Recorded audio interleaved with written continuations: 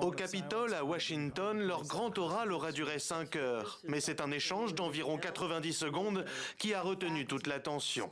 Face aux présidentes de 3 des plus prestigieuses universités américaines, les élus qui enquêtent au nom du Congrès sur ce qu'ils qualifient d'antisémitisme endémique dans leurs établissements.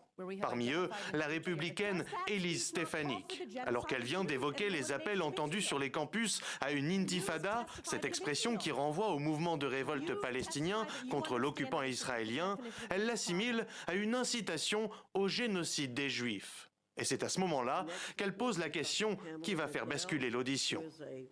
Est-ce que l'appel au génocide des Juifs viole le code de conduite de l'Université de Pennsylvanie en matière d'intimidation et de harcèlement?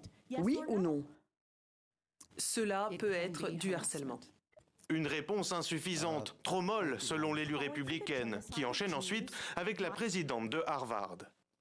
Et vous, docteur Gay de Harvard, l'appel au génocide des Juifs viole-t-il les règles de Harvard en matière d'intimidation et de harcèlement? Oui ou non?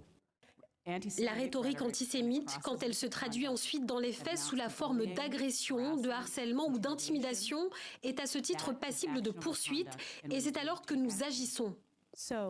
Donc la réponse est oui.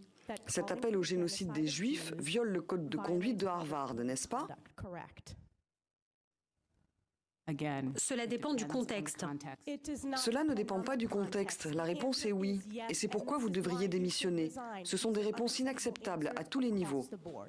Ce samedi, Elizabeth McGill, la présidente de l'Université de Pennsylvanie, a démissionné. Et de son côté, Claudine Gay, de l'Université d'Harvard, s'est excusée que ces mots aient amplifié la détresse et la douleur, affirmant ressentir du regret.